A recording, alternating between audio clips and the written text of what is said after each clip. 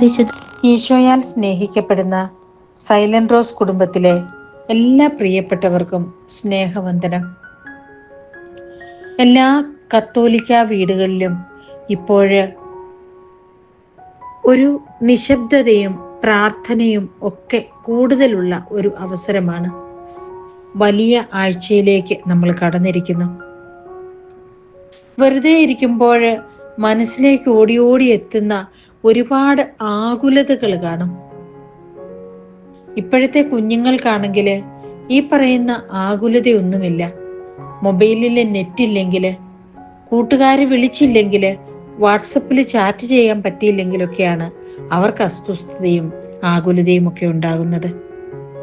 കാലങ്ങൾ കഴിയുമ്പോൾ നമ്മളും നമ്മുടെ പ്രാരാബ്ധങ്ങളും മണ്ണടിഞ്ഞു പോകുമ്പോൾ ഈ കുഞ്ഞുങ്ങളില് മൂല്യങ്ങൾ എന്തെങ്കിലും ബാക്കി ഉണ്ടാകുമോ എന്നതാണ് നമ്മളെ ചിന്തിപ്പിക്കുന്നത്. കഴിഞ്ഞ ദിവസം ചെറിയ ഒരു കുട്ടിയെ നഴ്സറി സ്കൂളിൽ ചേർക്കാനായിട്ട് ഒരു പിതാവ് സമീപിക്കുകയുണ്ടായി. അദ്ദേഹം പറഞ്ഞ ചില വാക്കുകളുണ്ട്. ഞാനിപ്പോ ഇത് 3ാമത്തെ വർഷമാണ് പുതിയൊരു സ്കൂൾ അന്വേഷിക്കുന്നത്. 2 നഴ്സറി സ്കൂളുകളിലും കുഞ്ഞ് കൂടുതൽ വികൃതിയാകുന്നതല്ലാതെ അവനിൽ ഒരു മൂല്യവും ഞാൻ കാണുന്നില്ല. ഒരു അടിസ്ഥാനപരമായ ചേഞ്ചോ നന്മയോ സ്നേഹമോ അനുസരണമോ ഒന്നും ഞാൻ കാണുന്നില്ല. ഇനിയത്തെ കാലം മക്കൾക്ക് ജോലി ഇല്ലാതാകുന്ന കാലമാണ്. വീണ്ടും കൃഷിയിലേക്കും ചെറിയ ചെറിയ വ്യാപാരങ്ങളിലേക്കുമൊക്കെ മനുഷ്യൻ തിരിയേണ്ടി വരുന്ന ഒരവസ്ഥയുണ്ടാകും.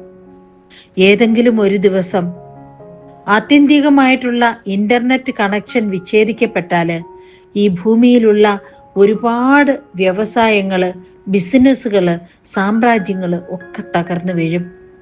കൊറോണ കണ്ട് ഈ ഒരു കാലഘട്ടത്തില് മനുഷ്യനെ പിടിച്ചു നിർത്താൻ, ഓടുന്ന വാഹനങ്ങളെ പിടിച്ചു നിർത്താൻ കോവിഡ് വൈറസിന് കഴിഞ്ഞെങ്കിൽ ഒരു ഇന്റർനെറ്റ് തകർച്ചയ്ക്കും നമ്മളെ പല പാഠങ്ങളും പഠിപ്പിക്കാൻ കഴിയും. അതുകൊണ്ട് സംയമനം പാലിക്കുക, സമചിത്തത പാലിക്കുക, സ്വസ്ഥമായിട്ടിരിക്കുക, സമാധാനപൂർണമായിട്ടിരിക്കുക, ഇങ്ങനെയുള്ള കാര്യങ്ങളൊക്കെയാണ് എൻ്റെ കുഞ്ഞ് പഠിക്കേണ്ടത്. അതിനൊക്കെ നിങ്ങൾ പ്രാധാന്യം കൊടുക്കുന്നുണ്ടെന്ന് അറിഞ്ഞതുകൊണ്ടാണ് ഞാൻ നിങ്ങളെ തേടി വന്നത് എന്ന്. ജീവിതത്തിന്റെ പല തുറകളിലുള്ള മനുഷ്യരെ കുറിച്ച് ചിന്തിക്കുമ്പോഴും ഇങ്ങനെയൊക്കെ തന്നെയാണ് നമുക്ക് അനുഭവപ്പെടുന്നതും സംഭവിക്കാൻ പോകുന്നതും. എന്നാൽ നാളെ സംഭവിക്കാനിടയുള്ള ദുരിതങ്ങളെ ഓർത്ത് മനസ്സ് വിഷമിപ്പിക്കാൻ ഒരു നല്ല ക്രിസ്ത്യാനിക്ക് ഒരിക്കലും കഴിയില്ല. കാരണം ഭൂമിയില് പരിശുദ്ധ അമ്മയുടെ ഉദരത്തിന്റെ ഉൾത്തട്ടിൽ രൂപം കൊണ്ടപ്പോൾ തന്നെ ഈശോയ്ക്ക് കുരിശുമരണത്തെക്കുറിച്ച് അറിയാമായിരുന്നു. സ്വന്തം വിധി നേരത്തെ അറിഞ്ഞ് ചതിക്കുന്നവൻ കൂടെയുണ്ടെന്ന് മനസ്സിലാക്കി ഓരോ അത്താഴവും കഴിക്കുമ്പോഴും അവൻ തനിക്ക് അന്നന്ന് ചെയ്തു തീർക്കേണ്ടതിനെ കുറിച്ച് മാത്രം ചിന്തിച്ചു. ഒരുപാട് സ്വപ്നങ്ങളൊന്നും അവൻ ഉണ്ടായിരുന്നില്ല. തൻ്റെ പിതാവിന്റെ ഇഷ്ടം, തന്നെക്കുറിച്ചുള്ള പദ്ധതി അത് നിറവേറണമെന്ന് മാത്രമാണ്. മനസ്സ് വിഷമിക്കുമ്പോൾ പള്ളിക്കുള്ളിൽ കയറിയിരിക്കുന്ന ഒരു സ്വഭാവമുണ്ട്.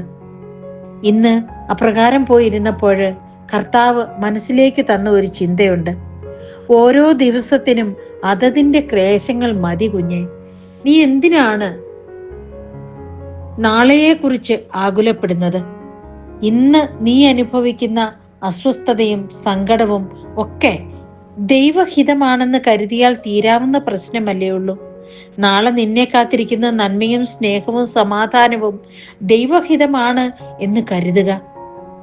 ദൈവഹിതത്തിന്റെ മുമ്പിൽ ആത്മാർപ്പണം ചെയ്യുമ്പോൾ മനസ്സിനുണ്ടാകുന്ന ഒരു തെളിമ, അതാണ് ഈ നോമ്പുകാലം നമ്മളോട് ആവശ്യപ്പെടുന്നത്. ഈശോയുടെ സന്നിധിയിൽ ഇന്നത്തെ ക്ലേശങ്ങൾ മാത്രം പ്രാർത്ഥിച്ചുകൊണ്ട് നമുക്ക് ശാന്തരായിരിക്കാം. ആമേൻ.